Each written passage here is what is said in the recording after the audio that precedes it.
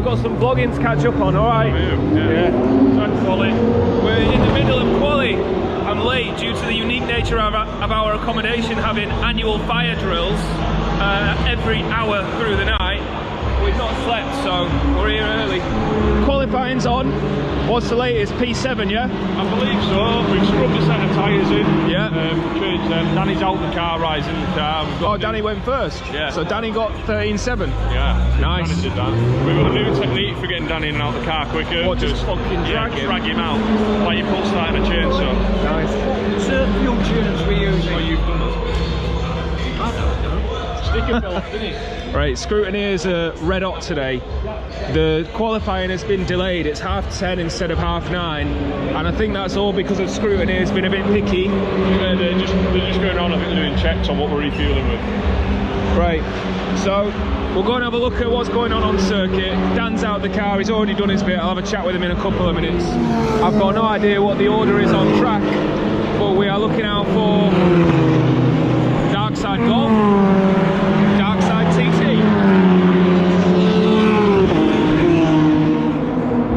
Data centers up and running as before. Alright, how you doing? Hey, I like it.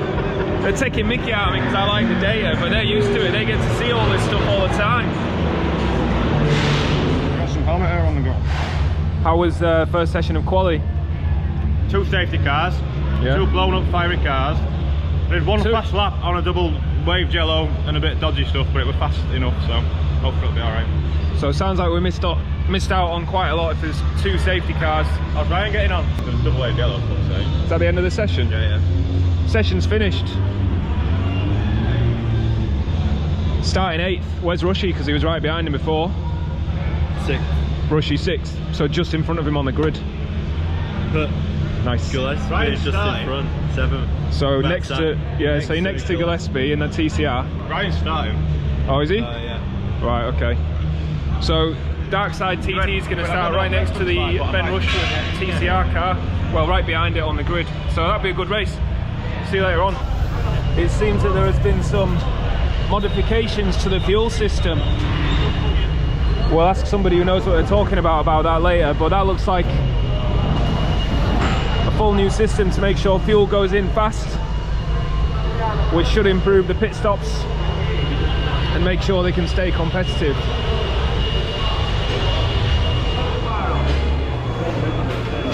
So after the qualifying session, it's a bit of a mixed review.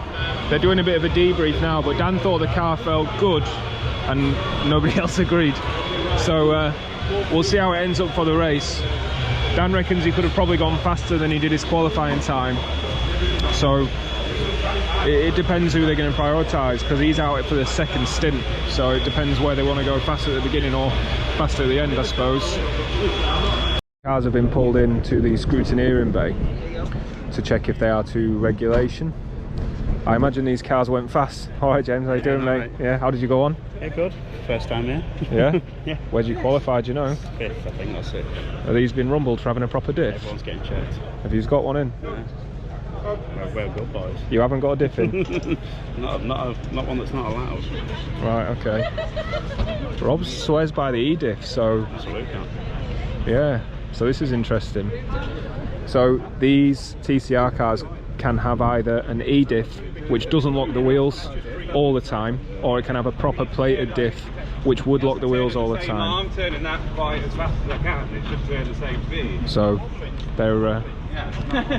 The car's wobbling. Oh, they're getting away with it. They're getting away with it, I think. Interesting stuff.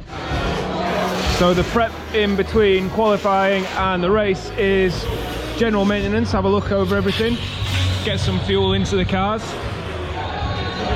So the Golf's not got a new fuel setup, like I said before. That's just sticking with the fuel setup it had because it wasn't too much of a problem. We've just been talking about the setup changes on the TT. It's had quite a lot of changes to make the front a little bit more compliant and a little bit less pushy, which you won't have seen on the last video, but you will have seen on Dan's video. It washed out a bit before and he wasn't enjoying it. This car here is the one that was battling with Dan in the TT last time at Snetterton, but they seem to be having some minor issues. That is a turbo on the floor, and over on this side there is a full subframe on the floor. So hopefully they're back out in time for the race, and can give Dan a good race again. After Dan wasn't sure how to start the car up at the last race, I think they might have slightly gone overboard with the labelling. Do you think they might have been taking the mick a little bit? Just taking the piss? Good idea though, everything's labelled up, so now Dan definitely has no excuse for not starting the car. Racing driver nutrition over here. Hey up, what's all this? What's all this? Contraband. Secret drugs to make you fast. Get you rapid.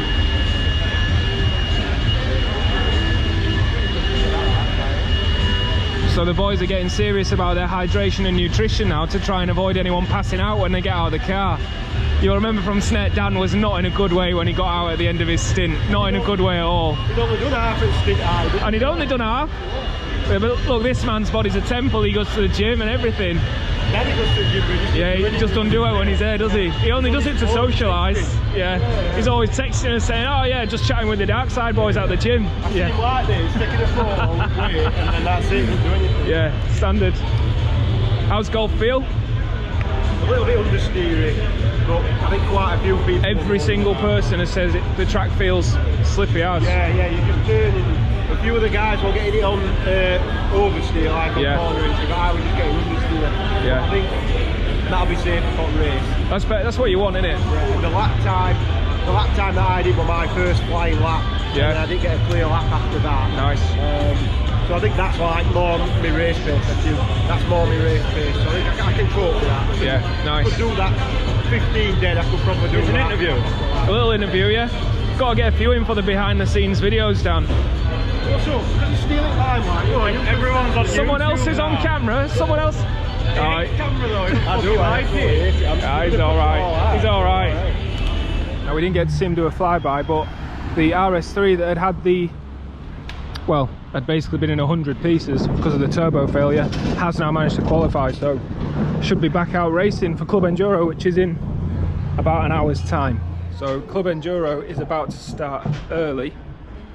I was taking an ill-timed pizza break, so I'm not at the garage, and it will be too far for me to get down to the garage for the race start.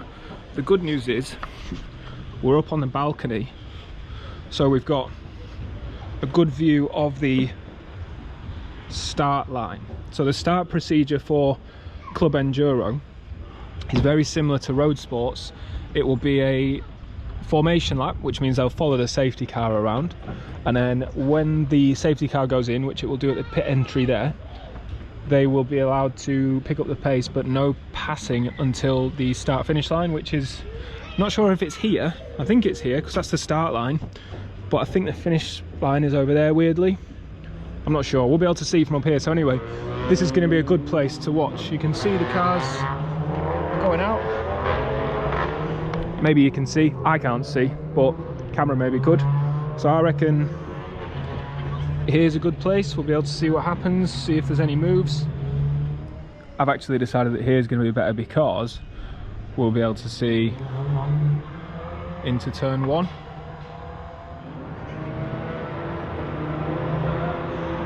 So here is the green flag lap. The order is Will Stacey at the front, Baker and Swift, Townsend Marshall, we've got Rushy, Tartan car, so the TT is there, and then a little bit further back is the Golf. Alright, safety car is in. There's the safety car. So in theory, here they come.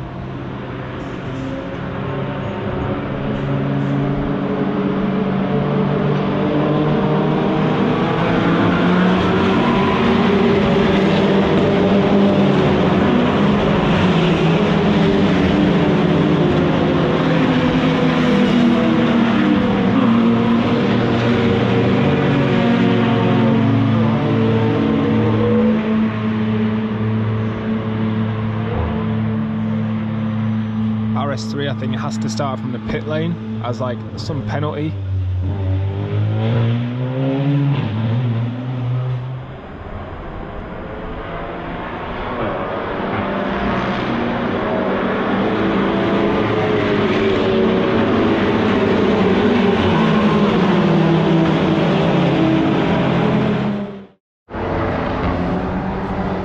TT returns.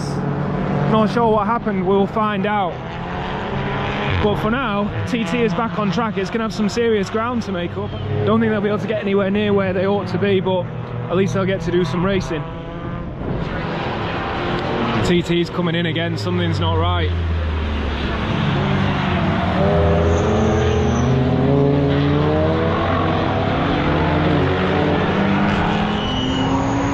I guess since the TT has retired, we'd better pick a new protagonist. Who better than Scott, who is currently running second in Class B.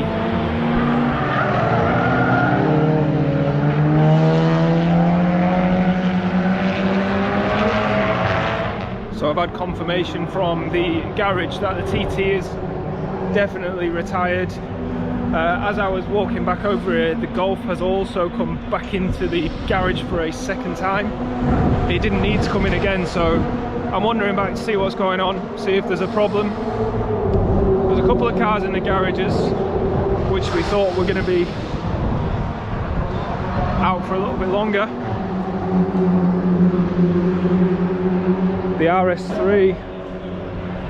So the RS3 had been fighting its way from the back and had managed to make it all the way up to pretty much the top 10. I think it was running in 9th, but has now come back in again.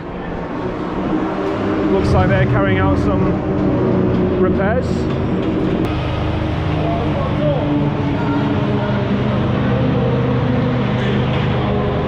Alright, Stacey, who was running P2, having some issues here. Still happy like. We've got TT is in and retired. The Golf unfortunately looks to have retired as well. I think probably camera away for a few minutes, figure out what's going on. I think I'll put the camera away for a couple of minutes and figure out what's going on. So a little bit of a lowdown. The TT's having electrical issues with the gearbox and the Golf's having issues with its charge cooler. So 2 mechanicals, 1 for each car. It's a shame, but this is what happens unfortunately sometimes.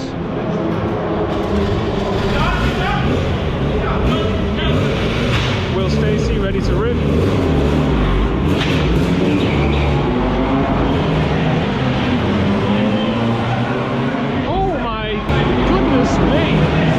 Did you see that?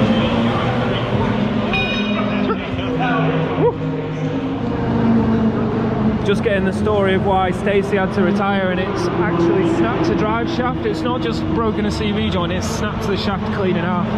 So they've been in and made a mess and managed to get that back out running. It is a few laps down now though. Mr. Sylvester? Not a good day for TT racings.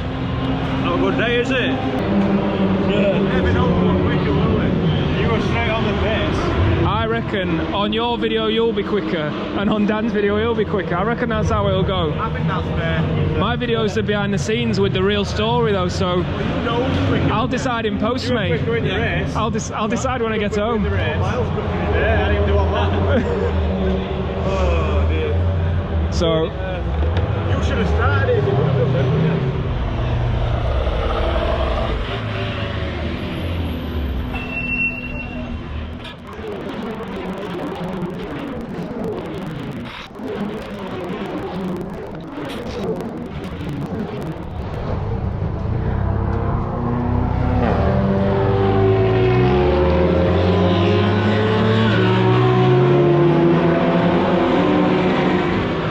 Darkside boys are nearly completely packed away and going home.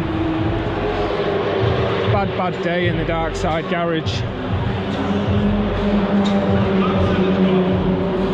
Hey?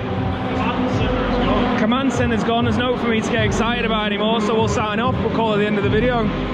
That's got an hole in the charge cooler. A hole in the charge cooler.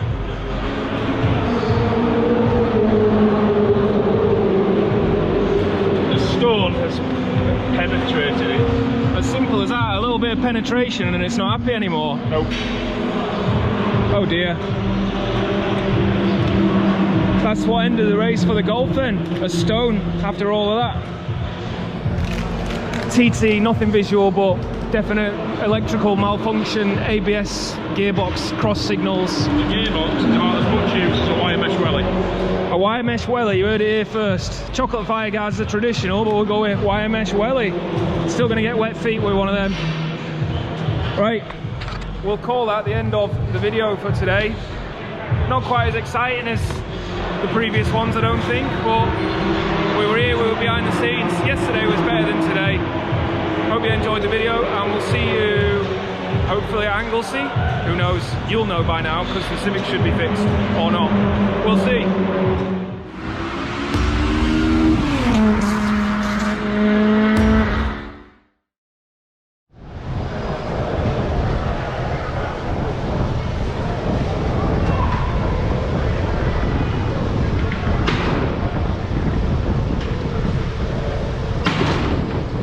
Nice.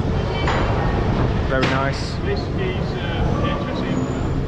HSE. HSE approved. Exactly as it should be.